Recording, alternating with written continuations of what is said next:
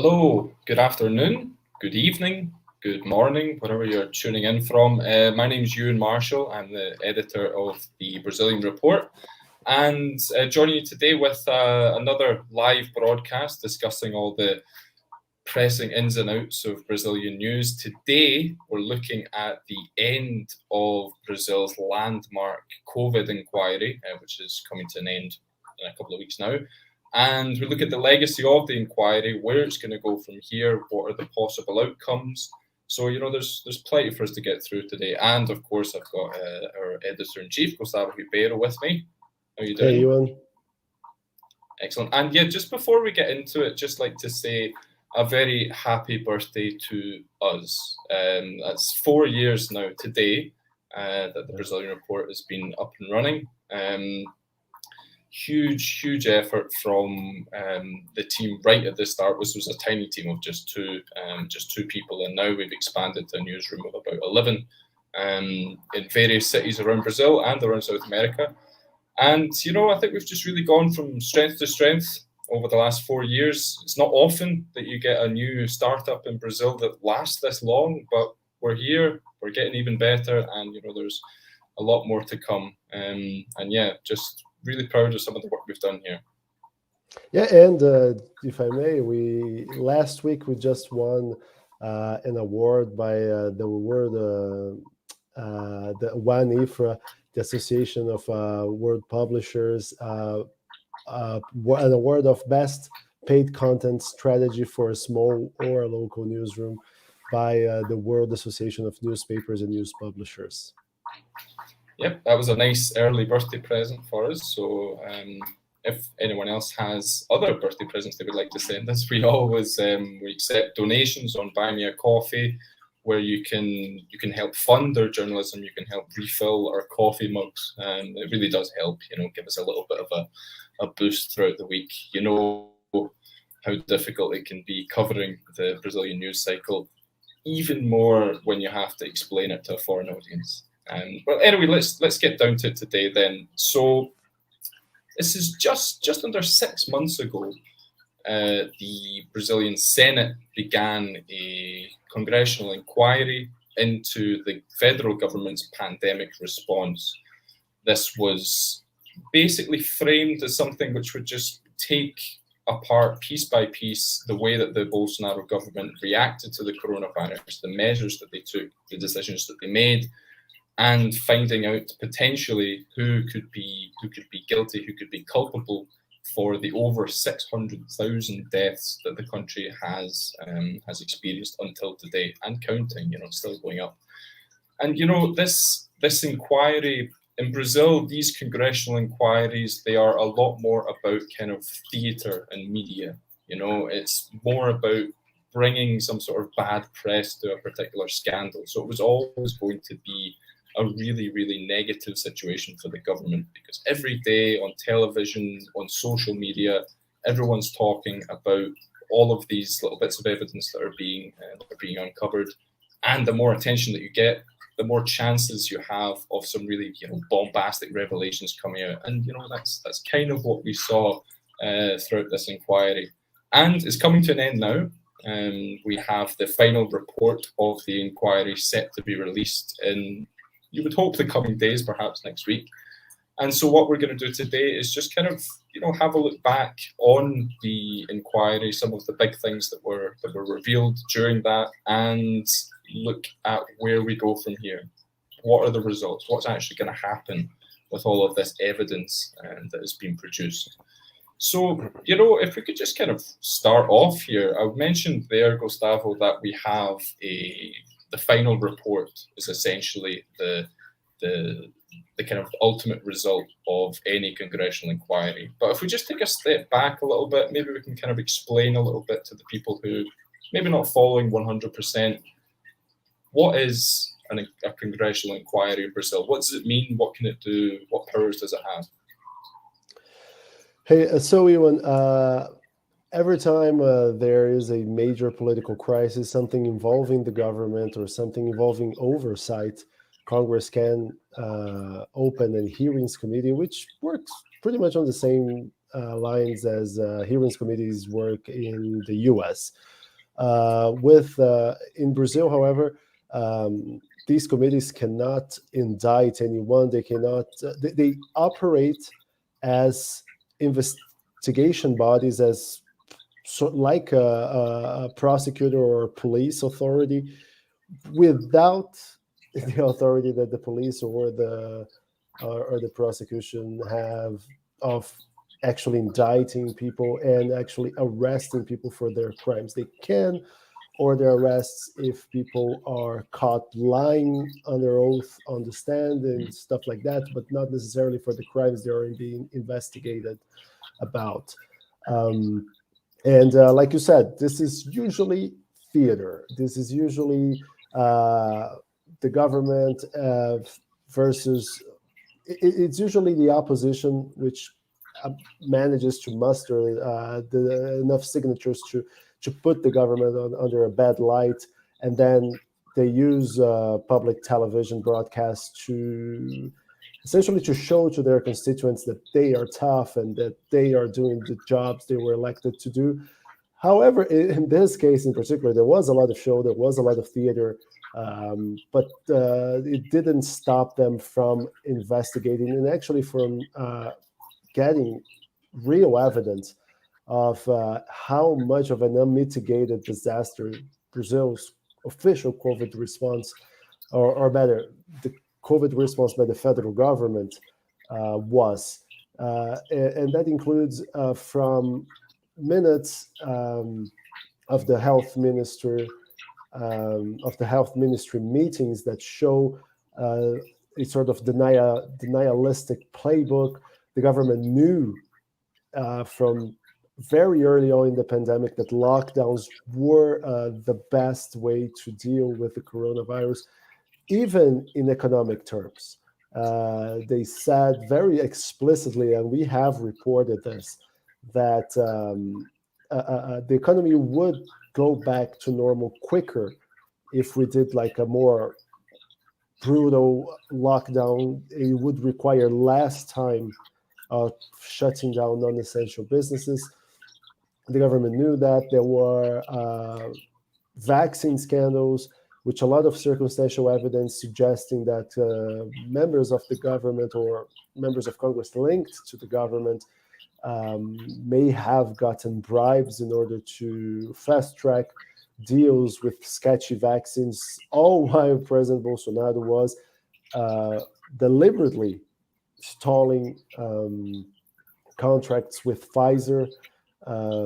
So, I mean, the theatrical aspect did not prevent this committee from bringing home the bacon, from actually finding out what it was set to find out. Yeah, no, I think that's certainly a good point, because I think it was just the level of media attention, and also just, you know, the severity of this. Everyone felt the pandemic.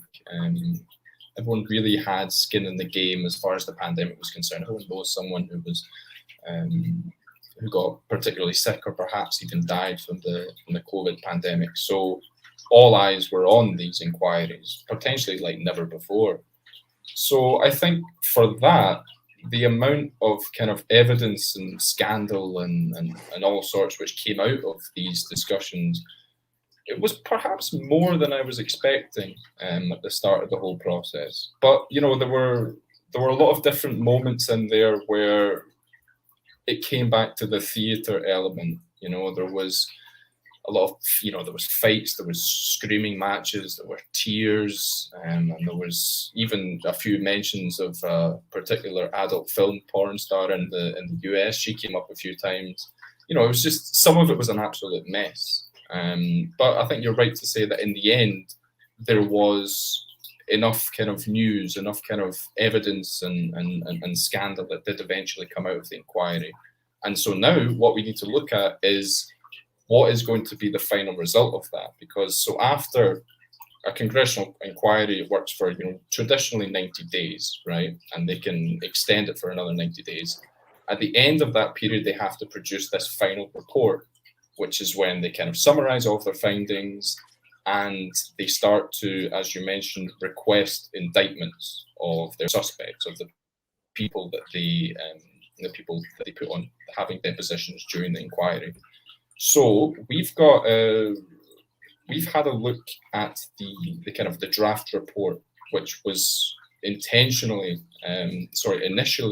was going to be presented today by the rapporteur Hernan Calleros. So what did we find in that particular report, which might never see the light of day as it is, but what did we find in there? Yeah, so Amanda Audio, which is one of our Brazilian correspondents, she talked with Renan. Renan hosted her in his office in the Senate, and he showed her firsthand a list of 11 crimes that he wanted Bolsonaro indicted for. And it goes from causing a deadly epidemic, infringing sanitary measures, sanitary laws and regulations, illegally using public funds, inciting crimes against public health because the president told people not to wear masks, told people not to get vaccinated, and created huge gatherings wherever he went. And there are also even stronger accusations such as genocide against indigenous communities, crimes against humanity, and even murder by omission. Also, Renan Calleros mentions several impeachable offenses, which in Brazil is sort of an umbrella term for crimes that range from crimes against the administration, not acting to the standards of one's office. So it's like a term that is very vague, intentionally vague, to give legislators the power to decide what is an impeachable offense or not. So we reported on this last week, and it stirred a lot of controversy within the committee because the other members of the COVID hearings, and we need to explain just a little bit about how the composition of this committee is made. There are 11 seats, and they are distributed among parties based on their representation in the Senate. And traditionally, the biggest bench names the rapporteur, who is the person who will connect all the dots and like produce the thread that will he's actually. He's like the MC of the inquiry. He's Exactly. always on the mic. He's controlling the whole thing. He's the MC. Exactly, and then the second biggest bench will name the chairperson, and these are obviously the two most important positions because the chairperson sets the agenda. It has immense powers to either try to kill a committee or give wings to what the opposition is trying to do. And because of the fact that the government has so little, has such a weak support base in the Senate, the committee ended up, because what governments usually do, either they try to kill a committee before it is even born, so try to negotiate with senators not to allow the sufficient number of senators to sign off on a request to open the committee, or they try to, if they can't do that, then they try to stack the committee with their own guys. And the government was not able to do either. So the committee ended up with 4 people pro-government and 7 people against or either independent or in the opposition, but even the independent ones, since the beginning, leaning against Bolsonaro from the get-go. And Renan Calleros, the rapporteur, he has bad blood with Bolsonaro, and from the very first moment, he was extremely adversarial to the government. So it was something that was dangerous from the government from day one. Mm-hmm. Mm-hmm. And so what is interesting now then, because as you say, even these kind of these independent senators who were involved in the inquiry, they seemed quite adamant that they were kind of out to get the government almost.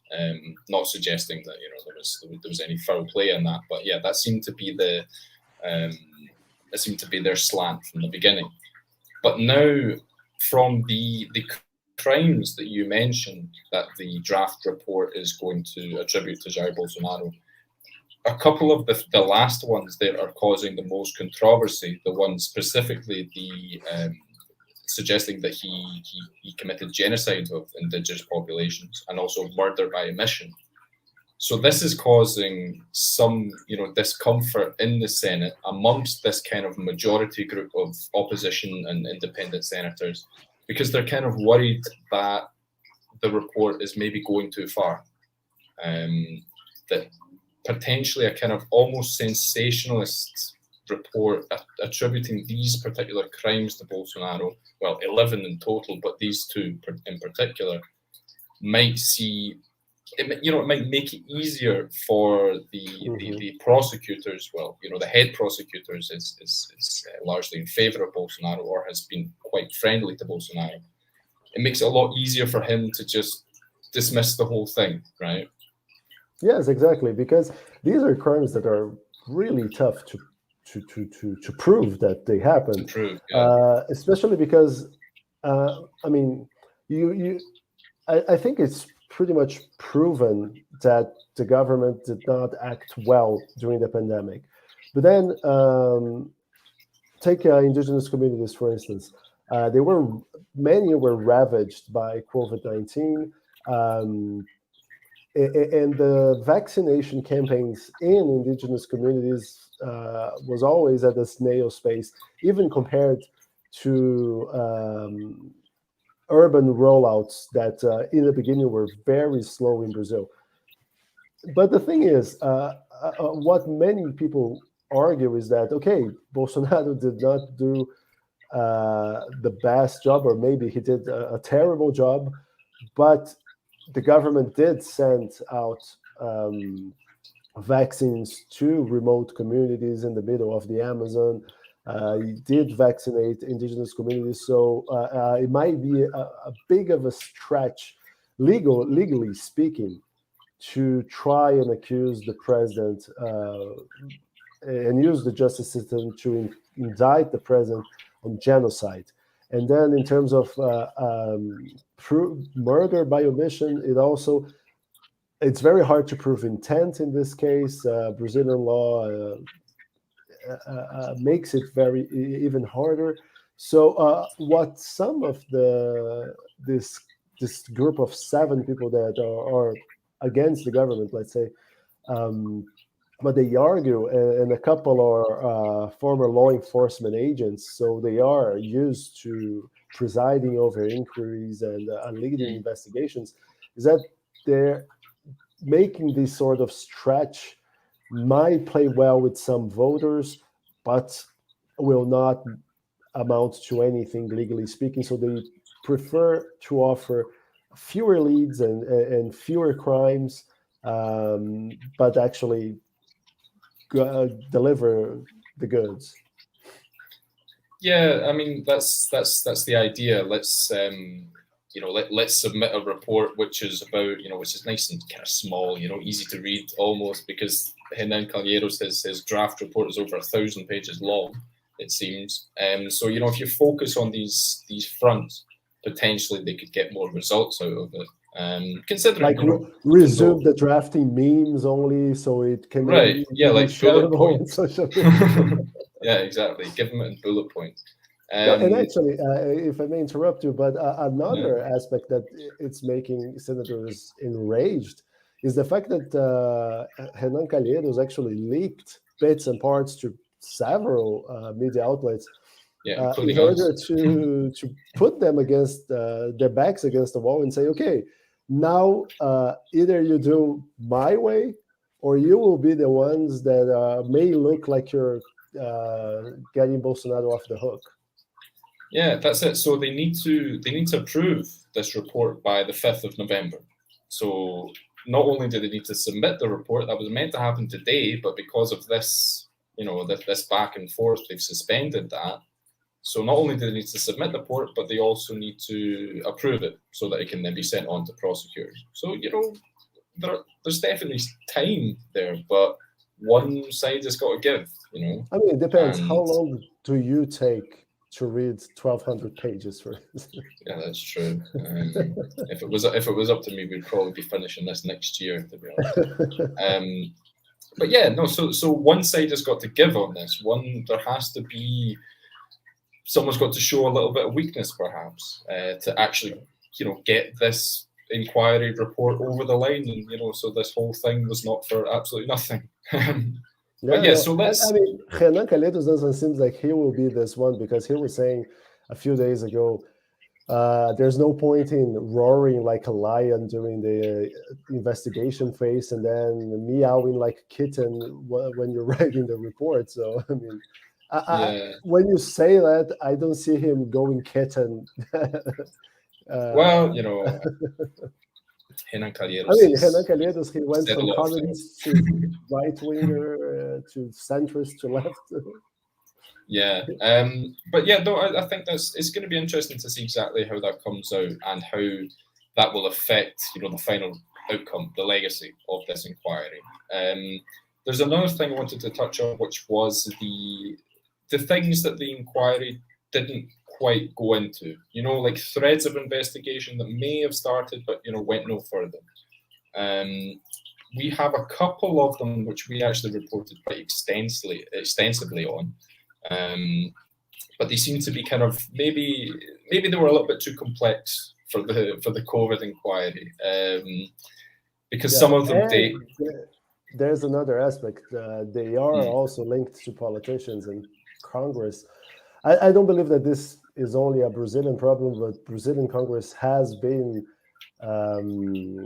very hesitant to cut on their own flesh. So. Yeah, no, definitely. All the time I've been here in Brazil, the Senate in particular has been very kind of protective of its own people, even if they're kind of if they're colleagues or if they're their opponents or that sort of thing. Yeah, especially because a lot of one of these cases. I'm sorry, please go. No, yeah, I was just going to go into one of the cases, the one that you were talking about there, the one that actually does involve a sitting senator who is actually a member of the COVID inquiry. He's one of the full members, is centre-right Senator Marcos Doval. So this as part of this investigation that Amanda Algi put on our website, he intermediated the donation of hydroxychloroquine by pharmaceutical companies to a private hospital in Espírito Santo, which is his home state. And this hospital then kind of distributed these drugs to the patients. Obviously, lack of efficacy against the coronavirus, and this is all part of. It seems to be part of a wider scandal, because the hospital in question is a hospital called Medicina, which is it's run by an HMO of the same name, but it's one of the ones that was on the list of health services which were carrying out these kind of dodgy tests, dodgy clinical trials on senior citizen patients using hydroxychloroquine and other unproven COVID drugs. In some cases, not even telling the patient what they were being administered. And in the case of one particular HMO in Sao Paulo, they even concealed coronavirus deaths from the study. So that was one of the, yeah. No, and there's an additional component, because this is not just a health scandal, but also a political scandal, because according to what many witnesses report, there was a sort of deal between these HMOs and the government, because President Bolsonaro has touted hydroxychloroquine and chloroquine as this sort of miracle drug against the coronavirus. So we will sort of quid pro quo.